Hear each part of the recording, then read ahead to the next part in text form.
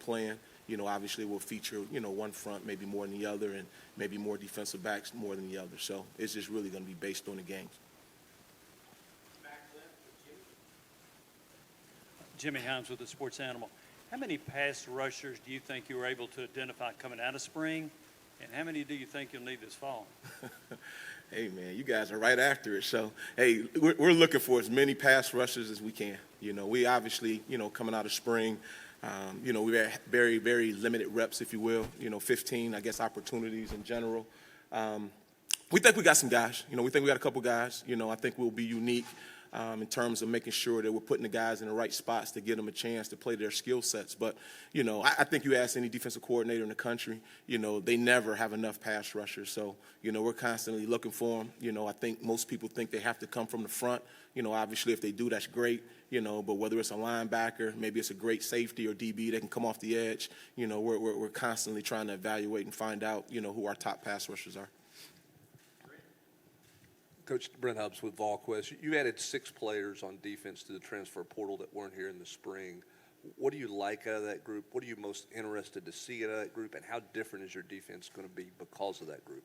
Yeah, I think all of that is yet to be determined. Obviously those guys got here after spring ball, but we're excited about them. We know based on the film that we evaluated before those guys obviously came to the University of Tennessee, and based on the skill set that we saw, we thought they would provide some depth, and have some immediate impact in some cases. So I think we'll know more, obviously as we kick this thing off tomorrow, put pads on, continue to evaluate. But I think at the end of the day, we were really lacking depth, coming out of spring. So we feel like we addressed some areas that we think will benefit us well moving forward. Hey, Tim, Patrick Brown with 24/7 Sports. Kind of piggybacking off that, Juan Mitchell was the guy that led Texas in tackles last season. What did you guys like about him specifically? And Coach Heupel was talking about how different that room is now compared to the spring. Is it maybe a sigh of relief or a sense of relief that room is better than it was in the spring? Yeah, it's never a relief until we get it going, but we're excited about him. Obviously, when we watched him on tape, he was a kid that, see ball, get ball type of guy. A guy that, relished in contact, but is also able to play in space. So, we're excited, from everything we understand. He had a really good camp, in terms of his level of conditioning. So, obviously a guy that's been in a fire. I think he's eager to, see how we do it here. And, I think he's really eager to, get this thing going tomorrow. So I'm excited about him. That was obviously the linebacker room was one of the rooms that we felt like we needed more depth, just some more bodies. And, he obviously provides that. And, we're excited to see him have a chance to participate with our group tomorrow. Hey, Tim, Vince Ferrara, 99.1, the Sports Animal here in Knoxville. How do you view the nickel/star position as a defensive back in today's modern football, some of those skill sets that are important? And then, 2, who are some of the candidates you've been able to identify so far? Yeah, that star position is super important because I think that guy has to be versatile. He has to be tough enough to be able to play the run. But he also has to be athletic enough to be able to match up against some wideouts. On top of that, depending on schematically what you're trying to do, he may have to have some different drops. So he's part linebacker, part defensive back. So it's critical, to be quite honest with you, that guy plays well, and we identify some guys that can do it. Theo comes to mind. Obviously Theo's played some snaps around here. We felt like he had a really solid spring for us. I think Slaughter's another one that it was limited a little bit in spring, but we thought we'd seen enough flashes of him that, we think he'll have an ability to play there. But to be quite honest with you, we're still moving guys around. Those guys obviously have some experience playing a position, but based on what we did in the spring and based on, our plan going into the fall, we'll have some other guys that have opportunities to compete at that spot as well. Eric Kane, 99.1, the Sports Animal, and VolQuest.com. Will you have some linebackers that will play both inside and line up on the edge, like a Morvin Joseph, like a Roman Harrison? Yeah, that's the plan. If I could build a perfect defense, you'll have position flexibility at every spot. So the more, our linebackers can line up at outside linebacker, the more our outside linebackers can line up at inside linebacker, I think the better it is for us. We want to be able to play offense on defense. And the only way to be able to do that is if those guys don't know exactly what they're getting from snap to snap. So we're definitely trying to evolve in that area, and we feel like we have some guys and some candidates that we think fit that bill. But obviously, again, as I keep saying, we'll find out tomorrow as we get this thing going. Coach, Jake Nichols with Sports Illustrated Volunteer Country. Can you speak a little bit more to the depth that you've got at DB with corner and safety and just kind of the wealth that you have there? The wealth. That's a good word. Listen, man, I think we have some experience back there and some guys that have obviously played a little bit. But at the end of the day, it's a new year, a new system. We felt coming out of spring that, we didn't have quite enough depth, but obviously having a couple of portal guys come into our program and come into the fold, we feel like we've established, some depth. Now, what that depth looks like, is yet to be determined, because, again, you just don't know. You got to see how guys react to the system, the guys that just got here, obviously. We're moving guys around constantly to make sure they're in the right position. So do we feel like we have some bodies? Absolutely. We're excited about those guys. But at the end of the day, the way we start tomorrow might not necessarily be how we end or how we start going into Bowling Green. Hey, Trey Wallace, Rocky Top Insider. What have you seen from Jeremy Banks this summer? Didn't get a lot of work in the spring, but from a leadership role, being in the film room, how would you assess him going into fall camp? Yeah, our strength coaches, I think, did a really good job along with our medical staff, just getting him, obviously put back together and, giving him an opportunity to be in the best shape of his life. So I'm excited about him. I really am. He's a kid who loves football, who craves football. And we're really, truly looking forward to watching him, create a role in our defense. So he's been outstanding in terms of his preparation to this point, and we're looking forward to, watching him take the next step as we begin camp tomorrow. Stay here on the left, Vince, then Adam. With you guys being so multiple defensively, how do you view the defensive line in terms of inside, outside end, inside the tackle? I know you guys will do some different things, but how versatile do you want your linemen to be able to go to those different positions and different schemes? Yeah, like I said earlier, and I'm not telling you that all of them will be able to do that. I don't know if that's realistic, but the more that can, I think the better it is for all parties involved. To be able to play outside or play defensive end and be able to slide inside, that brings nothing but value, right? And obviously, the chances of a guy going from inside to outside is slim, but you never know in some cases, depending on the personnel group that you may see. So I just believe in versatility, and that's what we're trying to develop, But obviously, as coaches, I think it's our job to put everybody in the best position to be successful. We're obviously going to play to their strengths, whatever that is. But if we were able to do it exactly how we want to do it, we want those guys to be able to play outside and inside, or outside to inside if we can. Adam Sparks, News Sentinel.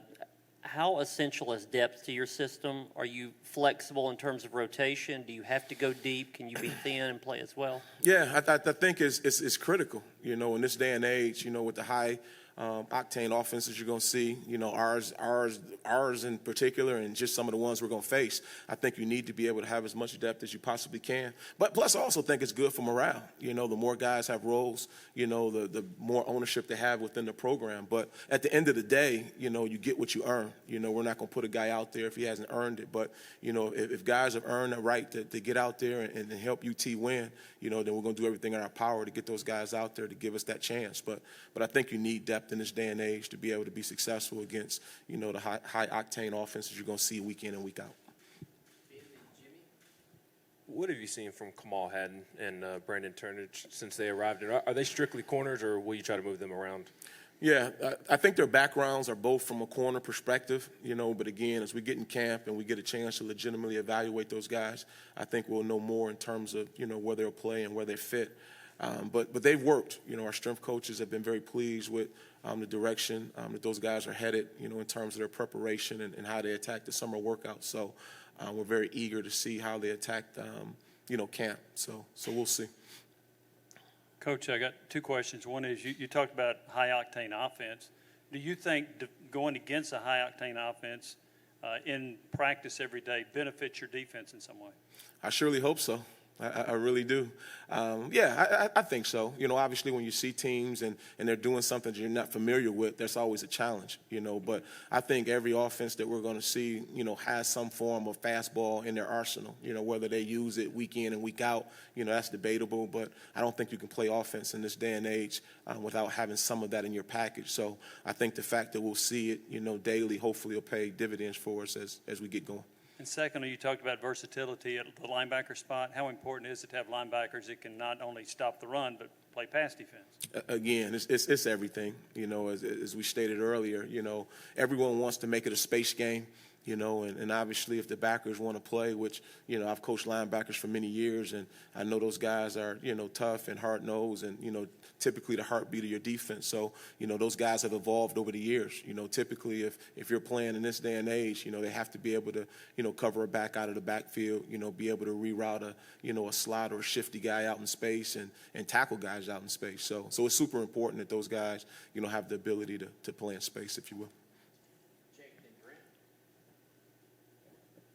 Going back to kind of that high-octane offense that you said that you'll be facing every day in practice, with these new guys coming in with Brandon and Juwan and some of those guys, have you told them about what you've seen from Josh Heupel's offensive system and kind of the speed they can expect in practice? Yeah, I don't think they need me to tell them. I think their teammates have told them all they need to know about that. So they'll see it. Obviously those guys worked out this summer and, had a chance to, go against the offense a little bit on their own. So hopefully they have an idea, what it looks like. But, once we get going and, we obviously have calls and different change-ups and things of that nature, and those guys being able to adjust and make calls, on the field, I think will be really the test for those guys. But those guys are competitors. We wouldn't have taken them if we didn't think those guys could find a role, somehow, some way here. And we're looking forward to see if that comes to fruition. Coach, as you wrapped up spring and you assessed 15 practices and now you get ready to kick off fall camp, based off that assessment, what's the biggest priority for your defense this first part of fall camp? Is it pace of play? Is it retaining? Now, what's your biggest priority for your unit? Yeah, I think you said it was two things. A, what is our recall looks like, based on those 15 practices we had and now the 16 going in. What does that look like? Do they still understand the base and the fundamentals that we put in? And then the second thing is creating depth. We need to find out, who are our, top guys and how they fit. So, again, as everyone has noted earlier, we got a couple guys that are new to the program. We got to find out in a hurry, how they fit. Some of the things obviously coming out of our exit interviews when our players leaving the spring, we had some things that we identified as strengths and weaknesses. We want to see how well they've improved on them going into camp. But ultimately, we're trying to see what our recall looks like, which will determine how much more we can put in terms of our package in, and then obviously making sure that we got guys in the right spots moving forward.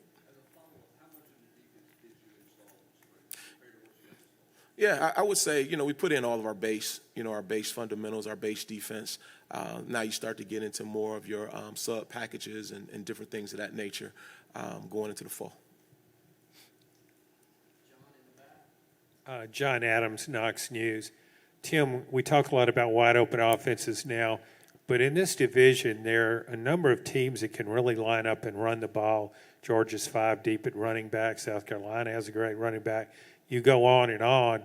Pretty good offensive lines, too. Do you think you have enough depth in the defensive front to hold up over a course of a 12-game season? Yeah, I think that's a $1 million question. I think that's what we're going to work toward. We obviously have some bodies. We have some guys that have played, but we also have a lot of youth and a lot of unknowns at that position. So, but that's what makes it fun. We're excited about the challenge. I know our front is excited about the challenge. And again, I think as I stated earlier, from week to week it changes. You name some teams that run it really well or have the ability to run it well, and obviously there's going to be some offenses that can throw it. So, it's our job, week in and week out to make sure we have the best package possible put together for these guys to give them a chance to be successful. And, we're going to do that. Last 2 questions, Vince, then Eric. First chance to talk to you since recruiting opened up earlier this summer. What's your experience been like recruiting for the University of Tennessee now that you can do a lot of the normal things in recruiting and going into your first season? Yeah, it's been awesome. Obviously, we have a great conference to sell, and we got a great university to sell with great tradition. So it's just been great. Obviously, I think, every coach that you ask would say they miss, the interaction, with the recruits and the coaches and things of that nature. And having a chance to get back to that was a breath of fresh air. So it's not hard to sell this program because there's a lot of great things to sell. And I think as we continue to go and, get out there and play some games and continue to recruit, I believe we'll start to, see some dividends being cashed in on that. You might not have had a chance to talk about this with your defense just yet. That might be something coming up in camp. But I was wondering, individual goals per game. Do you have some of those, and what might some of those goals be? To win. Yes, that's number one goal. You know, we want to win. You know, we want to find a way to do our part to make sure that at the end of the day that UT is successful. You know, whatever that looks like, you know, week in and week out, you know, we don't know, you know, but we obviously have some core fundamentals and some beliefs that we have that we think are critical to us playing great defense. But ultimately, our number one goal was just to win, you know, and that's how we start everything and that's how we end everything. What do we need to do to win? Thank you, Coach. All right. Thanks, guys. Appreciate it.